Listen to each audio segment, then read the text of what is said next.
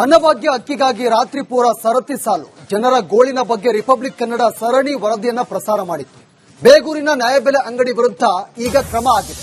Republic Kannada ವರದಿಯ big impact ಇದು.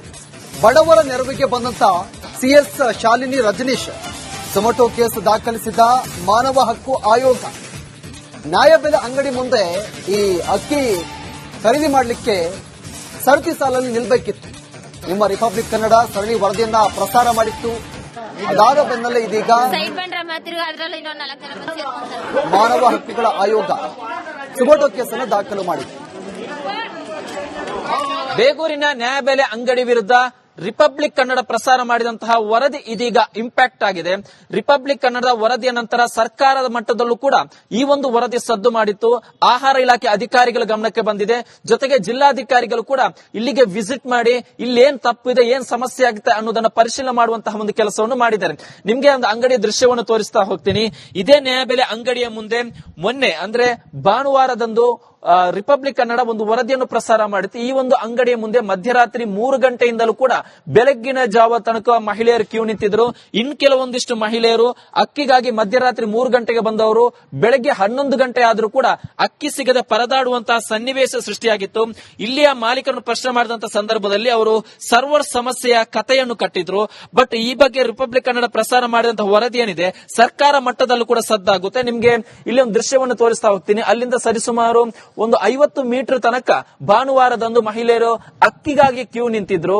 But ಯಾವಾಗ ಈ ಬಗ್ಗೆ ರಿಪಬ್ಲಿಕ್ ಕನ್ನಡ ಒಂದು ವರದಿಯನ್ನು ಪ್ರಸಾರ ಮಾಡಿತು, ಕೂಡಲೇ ಸರ್ಕಾರದ ಮುಖ್ಯ ಕಾರ್ಯದರ್ಶಿ ಆಗಿರುವಂತಹ ಶಾಲಿನಿ ರಜನೀಶ್ ಅವರು ಅಲರ್ಟ್ ಆಗ್ತಾರೆ.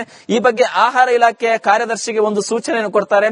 ಜೊತೆಗೆ ಬೆಂಗಳೂರು ಜಿಲ್ಲಾಧಿಕಾರಿ ಆಗಿರುವಂತಹ ಜಗದೀಶ್ ಅವರಿಗೂ ಕೂಡ ಸೂಚನೆ ಕೊಟ್ಟು ಈ ಬಗ್ಗೆ ಪರಿಶೀಲನೆ ಮಾಡುವಂತಹ ಒಂದು ಆದೇಶವನ್ನು ಹೊರಡಿಸ್ತಾರೆ. ಈ ಎಲ್ಲ ಆಂಗಲ್ ನಲ್ಲಿ ತನಿಖೆ ಮಾಡಿದಂತಹ ಅಧಿಕಾರಿಗಳಿಗೆ ಒಂದಂತೂ ಸ್ಪಷ್ಟ ಆಗುತ್ತೆ, ಇಲ್ಲಿ ಇವರು ಕೊಟ್ಟಿರುವಂತಹ ಸ್ಟೇಟ್ಮೆಂಟ್ಗೂ ವ್ಯತಿರಿಕ್ತವಾಗಿರುವಂತಹ ಸ್ಥಿತಿ ಇಲ್ಲಿ ನಿರ್ಮಾಣ ಆಗಿತ್ತು. ಇದೇ ಕಾರಣಕ್ಕೆ ಜಂಟಿ ನಿರ್ದೇಶಕರು ಇಲ್ಲಿರುವಂತಹ ಅಂದ್ರೆ ಈ ಒಂದು ಅಂಗಡಿಯ ಮಾಲೀಕರಾಗಿರುವಂತಹ ಚಂದ್ರಶೇಖರ್ ಅವರ ಲೈಸೆನ್ಸ್ ಅನ್ನು ರದ್ದು ಮಾಡುವಂತಹ ಒಂದು ಕೆಲಸ ಮಾಡ್ತಾರೆ. ಜೊತೆಗೆ ಇಲ್ಲಿರುವಂತಹ ಬಡ ಜನರಿಗೆ ತೊಂದರೆ ಆಗಬಾರದು ಅನ್ನೋ ಕಾರಣಕ್ಕೆ ಪರ್ಯಾಯವಾಗಿ ಬೇರೆ ವ್ಯವಸ್ಥೆಯನ್ನು ಕೂಡ ಮಾಡಿದ್ದಾರೆ.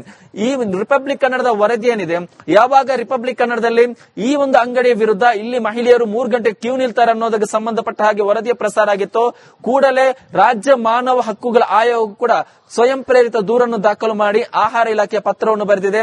ರಿಪಬ್ಲಿಕ್ ಕನ್ನಡ ವರದಿ ಇವತ್ತು ಬಡವರ ಧ್ವನಿಯಾಗಿದೆ. ಬಡವರ ಕೈ ಸೇರಬೇಕಿದ್ದಂತ ಅಕ್ಕಿ ಬೇರೆಯವರ ಕೈ ಸೇರದಂತೆ ನೋಡುವಲ್ಲಿ ಇವತ್ತು ರಿಪಬ್ಲಿಕ್ ಕನ್ನಡದ ವರದಿ ಸಫಲ ಆಗಿದೆ. ಕ್ಯಾಮರಾ ಪರ್ಸನ್ ಮಂಜು ಜೊತೆ ಸತ್ತಾರ್, ರಿಪಬ್ಲಿಕ್ ಕನ್ನಡ, ಬೆಂಗಳೂರು. ಅನ್ನಭಾಗ್ಯ ಅಕ್ಕಿಗಾಗಿ ರಾತ್ರಿ ಪೂರ ಸರತಿ ಸಾಲು ಜನರ ಗೋಳಿನ ಬಗ್ಗೆ ರಿಪಬ್ಲಿಕ್ ಕನ್ನಡ ಸರಣಿ ವರದಿಯನ್ನ ಪ್ರಸಾರ ಮಾಡಿತ್ತು. ಬೇಗೂರಿನ ನ್ಯಾಯಬೆಲೆ ಅಂಗಡಿ ವಿರುದ್ಧ ಈಗ ಕ್ರಮ ಆಗಿದೆ. ರಿಪಬ್ಲಿಕ್ ಕನ್ನಡ ವರದಿಯ ಬಿಗ್ ಇಂಪ್ಯಾಕ್ಟ್ ಇದು. ಬಡವರ ನೆರವಿಗೆ ಬಂದಂತ CS Shalini Rajneesh tomato case ದಾಖಲಿಸಿದ ಮಾನವ ಹಕ್ಕು ಆಯೋಗ ನ್ಯಾಯಬೆಲೆ ಅಂಗಡಿ ಮುಂದೆ ಈ ಅಕ್ಕಿ ಖರೀದಿ ಮಾಡಲಿಕ್ಕೆ ಸರತಿ ಸಾಲಲ್ಲಿ ನಿಲ್ಲಬೇಕಿತ್ತು. ನಿಮ್ಮ ರಿಪಬ್ಲಿಕ್ ಕನ್ನಡ ಸರಣಿ ವರದಿಯನ್ನ ಪ್ರಸಾರ ಮಾಡಿತ್ತು. ಅದಾದ ಬೆನ್ನಲ್ಲೇ ಇದೀಗ ಮಾನವ ಹಕ್ಕುಗಳ ಆಯೋಗ ಟೊಮೆಟೊ ಕೇಸನ್ನು ದಾಖಲು ಮಾಡಿದೆ. ಬೇಗೂರಿನ ನ್ಯಾಯಬೆಲೆ ಅಂಗಡಿ ವಿರುದ್ಧ ರಿಪಬ್ಲಿಕ್ ಕನ್ನಡ ಪ್ರಸಾರ ಮಾಡಿದಂತಹ ವರದಿ ಇದೀಗ ಇಂಪ್ಯಾಕ್ಟ್ ಆಗಿದೆ. ರಿಪಬ್ಲಿಕ್ ಕನ್ನಡದ ವರದಿಯ ನಂತರ ಸರ್ಕಾರದ ಮಟ್ಟದಲ್ಲೂ ಕೂಡ ಈ ಒಂದು ವರದಿ ಸದ್ದು ಮಾಡಿತ್ತು. ಆಹಾರ ಇಲಾಖೆ ಅಧಿಕಾರಿಗಳ ಗಮನಕ್ಕೆ ಬಂದಿದೆ. ಜೊತೆಗೆ ಜಿಲ್ಲಾಧಿಕಾರಿಗಳು ಕೂಡ ಇಲ್ಲಿಗೆ ವಿಸಿಟ್ ಮಾಡಿ ಇಲ್ಲೇನ್ ತಪ್ಪಿದೆ, ಏನ್ ಸಮಸ್ಯೆ ಆಗುತ್ತೆ ಅನ್ನೋದನ್ನ ಪರಿಶೀಲನೆ ಮಾಡುವಂತಹ ಒಂದು ಕೆಲಸವನ್ನು ಮಾಡಿದ್ದಾರೆ. ನಿಮ್ಗೆ ಒಂದು ಅಂಗಡಿಯ ದೃಶ್ಯವನ್ನು ತೋರಿಸ್ತಾ ಹೋಗ್ತೀನಿ. ಇದೇ ನ್ಯಾಯಬೆಲೆ ಅಂಗಡಿಯ ಮುಂದೆ ಮೊನ್ನೆ ಅಂದ್ರೆ ಭಾನುವಾರದಂದು ರಿಪಬ್ಲಿಕ್ ಕನ್ನಡ ಒಂದು ವರದಿಯನ್ನು ಪ್ರಸಾರ ಮಾಡಿತ್ತು. ಈ ಒಂದು ಅಂಗಡಿಯ ಮುಂದೆ ಮಧ್ಯರಾತ್ರಿ 3 ಗಂಟೆಯಿಂದಲೂ ಕೂಡ ಬೆಳಗ್ಗಿನ ಜಾವ ತನಕ ಮಹಿಳೆಯರು ಕ್ಯೂ ನಿಂತಿದ್ರು. ಇನ್ ಕೆಲವೊಂದಿಷ್ಟು ಮಹಿಳೆಯರು ಅಕ್ಕಿಗಾಗಿ ಮಧ್ಯರಾತ್ರಿ 3 ಗಂಟೆಗೆ ಬಂದವರು ಬೆಳಗ್ಗೆ 11 ಗಂಟೆ ಆದ್ರೂ ಕೂಡ ಅಕ್ಕಿ ಸಿಗದೆ ಪರದಾಡುವಂತಹ ಸನ್ನಿವೇಶ ಸೃಷ್ಟಿಯಾಗಿತ್ತು. ಇಲ್ಲಿಯ ಮಾಲೀಕರನ್ನು ಪ್ರಶ್ನೆ ಮಾಡಿದಂತಹ ಸಂದರ್ಭದಲ್ಲಿ ಅವರು ಸರ್ವರ್ ಸಮಸ್ಯೆಯ ಕಥೆಯನ್ನು ಕಟ್ಟಿದ್ರು. ಬಟ್ ಈ ಬಗ್ಗೆ ರಿಪಬ್ಲಿಕ್ ಕನ್ನಡ ಪ್ರಸಾರ ಮಾಡಿದಂತಹ ವರದಿ ಏನಿದೆ ಸರ್ಕಾರ ಮಟ್ಟದಲ್ಲೂ ಕೂಡ ಸದ್ದಾಗುತ್ತೆ. ನಿಮ್ಗೆ ಇಲ್ಲಿ ಒಂದು ದೃಶ್ಯವನ್ನು ತೋರಿಸ್ತಾ ಹೋಗ್ತೀನಿ. ಅಲ್ಲಿಂದ ಸರಿಸುಮಾರು ಒಂದು 50 ಮೀಟರ್ ತನಕ ಭಾನುವಾರದಂದು ಮಹಿಳೆಯರು ಅಕ್ಕಿಗಾಗಿ ಕ್ಯೂ ನಿಂತಿದ್ರು. ಬಟ್ ಯಾವಾಗ ಈ ಬಗ್ಗೆ ರಿಪಬ್ಲಿಕ್ ಕನ್ನಡ ಒಂದು ವರದಿಯನ್ನು ಪ್ರಸಾರ ಮಾಡಿತು, ಕೂಡಲೇ ಸರ್ಕಾರದ ಮುಖ್ಯ ಕಾರ್ಯದರ್ಶಿ ಆಗಿರುವಂತಹ ಶಾಲಿನಿ ರಜನೀಶ್ ಅವರು ಅಲರ್ಟ್ ಆಗ್ತಾರೆ. ಈ ಬಗ್ಗೆ ಆಹಾರ ಇಲಾಖೆಯ ಕಾರ್ಯದರ್ಶಿಗೆ ಒಂದು ಸೂಚನೆಯನ್ನು ಕೊಡ್ತಾರೆ. ಜೊತೆಗೆ ಬೆಂಗಳೂರು ಜಿಲ್ಲಾಧಿಕಾರಿ ಆಗಿರುವಂತಹ ಜಗದೀಶ್ ಅವರಿಗೂ ಕೂಡ ಸೂಚನೆ ಕೊಟ್ಟು ಈ ಬಗ್ಗೆ ಪರಿಶೀಲನೆ ಮಾಡುವಂತಹ ಒಂದು ಆದೇಶವನ್ನು ಹೊರಡಿಸ್ತಾರೆ. ಈ ಎಲ್ಲ ಆಂಗಲ್ ನಲ್ಲಿ ತನಿಖೆ ಮಾಡಿದಂತಹ ಅಧಿಕಾರಿಗಳಿಗೆ ಒಂದಂತೂ ಸ್ಪಷ್ಟ ಆಗುತ್ತೆ, ಇಲ್ಲಿ ಇವರು ಕೊಟ್ಟಿರುವಂತಹ ಸ್ಟೇಟ್ಮೆಂಟ್ಗೂ ವ್ಯತಿರಿಕ್ತವಾಗಿರುವಂತಹ ಸ್ಥಿತಿ ಇಲ್ಲಿ ನಿರ್ಮಾಣ ಆಗಿತ್ತು. ಇದೇ ಕಾರಣಕ್ಕೆ ಜಂಟಿ ನಿರ್ದೇಶಕರು ಇಲ್ಲಿರುವಂತಹ ಅಂದ್ರೆ ಈ ಒಂದು ಅಂಗಡಿಯ ಮಾಲೀಕರಾಗಿರುವಂತಹ ಚಂದ್ರಶೇಖರ್ ಅವರ ಲೈಸೆನ್ಸ್ ಅನ್ನು ರದ್ದು ಮಾಡುವಂತಹ ಒಂದು ಕೆಲಸ ಮಾಡ್ತಾರೆ. ಜೊತೆಗೆ ಇಲ್ಲಿರುವಂತಹ ಬಡ ಜನರಿಗೆ ತೊಂದರೆ ಆಗಬಾರದು ಅನ್ನೋ ಕಾರಣಕ್ಕೆ ಪರ್ಯಾಯವಾಗಿ ಬೇರೆ ವ್ಯವಸ್ಥೆಯನ್ನು ಕೂಡ ಮಾಡಿದ್ದಾರೆ. ಈ ರಿಪಬ್ಲಿಕ್ ಕನ್ನಡದ ವರದಿ ಏನಿದೆ, ಯಾವಾಗ ರಿಪಬ್ಲಿಕ್ ಕನ್ನಡದಲ್ಲಿ ಈ ಒಂದು ಅಂಗಡಿಯ ವಿರುದ್ಧ ಇಲ್ಲಿ ಮಹಿಳೆಯರು 3 ಗಂಟೆ ಕ್ಯೂ ನಿಲ್ತಾರೆ ಅನ್ನೋದಕ್ಕೆ ಸಂಬಂಧಪಟ್ಟ ಹಾಗೆ ವರದಿಯ ಪ್ರಸಾರ ಆಗಿತ್ತು, ಕೂಡಲೇ ರಾಜ್ಯ ಮಾನವ ಹಕ್ಕುಗಳ ಆಯೋಗ ಕೂಡ ಸ್ವಯಂ ಪ್ರೇರಿತ ದೂರನ್ನು ದಾಖಲು ಮಾಡಿ ಆಹಾರ ಇಲಾಖೆಯ ಪತ್ರವನ್ನು ಬರೆದಿದೆ. ರಿಪಬ್ಲಿಕ್ ಕನ್ನಡ ವರದಿ ಇವತ್ತು ಬಡವರ ಧ್ವನಿಯಾಗಿದೆ. ಬಡವರ ಕೈ ಸೇರಬೇಕಿದ್ದಂತ ಅಕ್ಕಿ ಬೇರೆಯವರ ಕೈ ಸೇರದಂತೆ ನೋಡುವಲ್ಲಿ ಇವತ್ತು ರಿಪಬ್ಲಿಕ್ ಕನ್ನಡದ ವರದಿ ಸಫಲ ಆಗಿದೆ. ಕ್ಯಾಮರಾ ಪರ್ಸನ್ ಮಂಜು ಜೊತೆ ಸತ್ತಾರ್, ರಿಪಬ್ಲಿಕ್ ಕನ್ನಡ, ಬೆಂಗಳೂರು. ಬೇಗೂರಿನ ನ್ಯಾಯಬೆಲೆ ಅಂಗಡಿ ವಿರುದ್ಧ ರಿಪಬ್ಲಿಕ್ ಕನ್ನಡ ಪ್ರಸಾರ ಮಾಡಿದಂತಹ ವರದಿ ಇದೀಗ ಇಂಪ್ಯಾಕ್ಟ್ ಆಗಿದೆ. ರಿಪಬ್ಲಿಕ್ ಕನ್ನಡದ ವರದಿಯ ನಂತರ ಸರ್ಕಾರದ ಮಟ್ಟದಲ್ಲೂ ಕೂಡ ಈ ಒಂದು ವರದಿ ಸದ್ದು ಮಾಡಿತ್ತು. ಆಹಾರ ಇಲಾಖೆ ಅಧಿಕಾರಿಗಳ ಗಮನಕ್ಕೆ ಬಂದಿದೆ.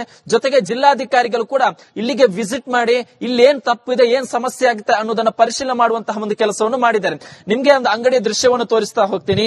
ಇದೇ ನ್ಯಾಯಬೆಲೆ ಅಂಗಡಿಯ ಮುಂದೆ ಮೊನ್ನೆ ಅಂದ್ರೆ ಭಾನುವಾರದಂದು ರಿಪಬ್ಲಿಕ್ ಕನ್ನಡ ಒಂದು ವರದಿಯನ್ನು ಪ್ರಸಾರ ಮಾಡಿತ್ತು. ಈ ಒಂದು ಅಂಗಡಿಯ ಮುಂದೆ ಮಧ್ಯರಾತ್ರಿ 3 ಗಂಟೆಯಿಂದಲೂ ಕೂಡ ಬೆಳಗ್ಗಿನ ಜಾವ ತನಕ ಮಹಿಳೆಯರು ಕ್ಯೂ ನಿಂತಿದ್ರು. ಇನ್ ಕೆಲವೊಂದಿಷ್ಟು ಮಹಿಳೆಯರು ಅಕ್ಕಿಗಾಗಿ ಮಧ್ಯರಾತ್ರಿ 3 ಗಂಟೆಗೆ ಬಂದವರು ಬೆಳಗ್ಗೆ 11 ಗಂಟೆ ಆದ್ರೂ ಕೂಡ ಅಕ್ಕಿ ಸಿಗದೆ ಪರದಾಡುವಂತಹ ಸನ್ನಿವೇಶ ಸೃಷ್ಟಿಯಾಗಿತ್ತು. ಇಲ್ಲಿಯ ಮಾಲೀಕರನ್ನು ಪ್ರಶ್ನೆ ಮಾಡಿದಂತ ಸಂದರ್ಭದಲ್ಲಿ ಅವರು ಸರ್ವರ್ ಸಮಸ್ಯೆಯ ಕಥೆಯನ್ನು ಕಟ್ಟಿದ್ರು. ಬಟ್ ಈ ಬಗ್ಗೆ ರಿಪಬ್ಲಿಕ್ ಕನ್ನಡ ಪ್ರಸಾರ ಮಾಡಿದಂತಹ ವರದಿ ಏನಿದೆ ಸರ್ಕಾರ ಮಟ್ಟದಲ್ಲೂ ಕೂಡ ಸದ್ದಾಗುತ್ತೆ. ನಿಮ್ಗೆ ಇಲ್ಲಿ ಒಂದು ದೃಶ್ಯವನ್ನು ತೋರಿಸ್ತಾ ಹೋಗ್ತೀನಿ. ಅಲ್ಲಿಂದ ಸರಿಸುಮಾರು ಒಂದು 50 ಮೀಟರ್ ತನಕ ಭಾನುವಾರದಂದು ಮಹಿಳೆಯರು ಅಕ್ಕಿಗಾಗಿ ಕ್ಯೂ ನಿಂತಿದ್ರು. ಬಟ್ ಯಾವಾಗ ಈ ಬಗ್ಗೆ ರಿಪಬ್ಲಿಕ್ ಕನ್ನಡ ಒಂದು ವರದಿಯನ್ನು ಪ್ರಸಾರ ಮಾಡಿತು, ಕೂಡಲೇ ಸರ್ಕಾರದ ಮುಖ್ಯ ಕಾರ್ಯದರ್ಶಿ ಆಗಿರುವಂತಹ ಶಾಲಿನಿ ರಜನೀಶ್ ಅವರು ಅಲರ್ಟ್ ಆಗ್ತಾರೆ. ಈ ಬಗ್ಗೆ ಆಹಾರ ಇಲಾಖೆಯ ಕಾರ್ಯದರ್ಶಿಗೆ ಒಂದು ಸೂಚನೆಯನ್ನು ಕೊಡ್ತಾರೆ. ಜೊತೆಗೆ ಬೆಂಗಳೂರು ಜಿಲ್ಲಾಧಿಕಾರಿ ಆಗಿರುವಂತಹ ಜಗದೀಶ್ ಅವರಿಗೂ ಕೂಡ ಸೂಚನೆ ಕೊಟ್ಟು ಈ ಬಗ್ಗೆ ಪರಿಶೀಲನೆ ಮಾಡುವಂತಹ ಒಂದು ಆದೇಶವನ್ನು ಹೊರಡಿಸ್ತಾರೆ. ಈ ಎಲ್ಲ ಆಂಗಲ್ ನಲ್ಲಿ ತನಿಖೆ ಮಾಡಿದಂತಹ ಅಧಿಕಾರಿಗಳಿಗೆ ಒಂದಂತೂ ಸ್ಪಷ್ಟ ಆಗುತ್ತೆ, ಇಲ್ಲಿ ಇವರು ಕೊಟ್ಟಿರುವಂತಹ ಸ್ಟೇಟ್ಮೆಂಟ್ಗೂ ವ್ಯತಿರಿಕ್ತವಾಗಿರುವಂತಹ ಸ್ಥಿತಿ ಇಲ್ಲಿ ನಿರ್ಮಾಣ ಆಗಿತ್ತು. ಇದೇ ಕಾರಣಕ್ಕೆ ಜಂಟಿ ನಿರ್ದೇಶಕರು ಇಲ್ಲಿರುವಂತಹ ಅಂದ್ರೆ ಈ ಒಂದು ಅಂಗಡಿಯ ಮಾಲೀಕರಾಗಿರುವಂತಹ ಚಂದ್ರಶೇಖರ್ ಅವರ ಲೈಸೆನ್ಸ್ ಅನ್ನು ರದ್ದು ಮಾಡುವಂತಹ ಒಂದು ಕೆಲಸ ಮಾಡ್ತಾರೆ. ಜೊತೆಗೆ ಇಲ್ಲಿರುವಂತಹ ಬಡ ಜನರಿಗೆ ತೊಂದರೆ ಆಗಬಾರದು ಅನ್ನೋ ಕಾರಣಕ್ಕೆ ಪರ್ಯಾಯವಾಗಿ ಬೇರೆ ವ್ಯವಸ್ಥೆಯನ್ನು ಕೂಡ ಮಾಡಿದ್ದಾರೆ. ಈ ರಿಪಬ್ಲಿಕ್ ಕನ್ನಡದ ವರದಿ ಏನಿದೆ, ಯಾವಾಗ ರಿಪಬ್ಲಿಕ್ ಕನ್ನಡದಲ್ಲಿ ಈ ಒಂದು ಅಂಗಡಿಯ ವಿರುದ್ಧ ಇಲ್ಲಿ ಮಹಿಳೆಯರು 3 ಗಂಟೆ ಕ್ಯೂ ನಿಲ್ತಾರೆ ಅನ್ನೋದಕ್ಕೆ ಸಂಬಂಧಪಟ್ಟ ಹಾಗೆ ವರದಿಯ ಪ್ರಸಾರ ಆಗಿತ್ತು, ಕೂಡಲೇ ರಾಜ್ಯ ಮಾನವ ಹಕ್ಕುಗಳ ಆಯೋಗ ಕೂಡ ಸ್ವಯಂ ಪ್ರೇರಿತ ದೂರನ್ನು ದಾಖಲು ಮಾಡಿ ಆಹಾರ ಇಲಾಖೆಯ ಪತ್ರವನ್ನು ಬರೆದಿದೆ. ರಿಪಬ್ಲಿಕ್ ಕನ್ನಡ ವರದಿ ಇವತ್ತು ಬಡವರ ಧ್ವನಿಯಾಗಿದೆ. ಬಡವರ ಕೈ ಸೇರಬೇಕಿದ್ದಂತ ಅಕ್ಕಿ ಬೇರೆಯವರ ಕೈ ಸೇರದಂತೆ ನೋಡುವಲ್ಲಿ ಇವತ್ತು ರಿಪಬ್ಲಿಕ್ ಕನ್ನಡದ ವರದಿ ಸಫಲ ಆಗಿದೆ. ಕ್ಯಾಮರಾ ಪರ್ಸನ್ ಮಂಜು ಜೊತೆ ಸತ್ತಾರ್, ರಿಪಬ್ಲಿಕ್ ಕನ್ನಡ, ಬೆಂಗಳೂರು.